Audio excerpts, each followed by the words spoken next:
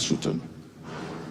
Président Khalifa Ababacar Sall yaa jiite parti bi di taxawu Ndakaaru wax nga ko ci say kaddu jamono ji du jamono joo xam ni dañuy xëcc mbàjj mi ku ne di ko jëmle si sa boor jamono yi mbooloo la ginnaaw bi nga waxtaanee ak njiitu réew mi yan kaddu nga ñu mën a dénk ci waxtaan bi nga xam ne am nga ko ak kilifa gi. jërëjëf taxawu du parti jiitewuma parti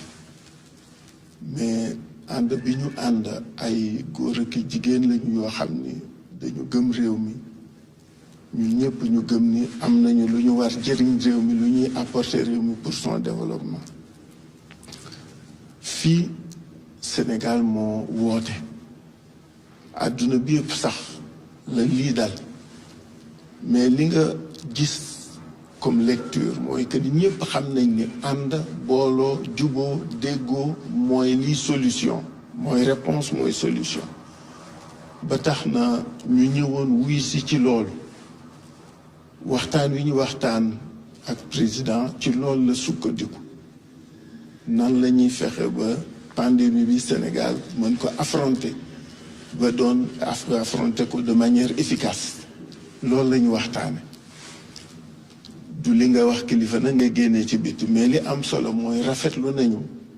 mesures yi nga xam ne gouvernement bi jël na ko yaakaar nañu gëm nañu sax ni ça va dans le bon sens c'est les bonnes mesures et que su ñëpp taxawee juboo déggoo ànd yàlla mën nañ ci may ndam parce que looloo am solo parce que lii nga xam ni dafa dal àdduna bi yëpp ku nekk xam nga ni jombul kenn tànnul ku muy daal ku nekk lay daal donc fagarlu am taxawaayu mat am taxawaay déggoo loolu rekk ñu tax félicité ñu gouvernement bi ci li mu def wax nañ ko suñu xalaat pour mu gën a efficace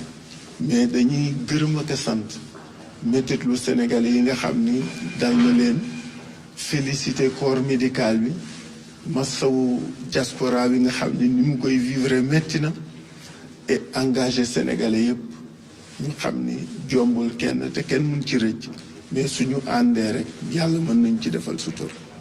Merci beaucoup. Ça va dans le bon sens. Ce sont là les propos de Khalifa Ababacar Sall au terme donc de merci Monsieur le Président et sur ces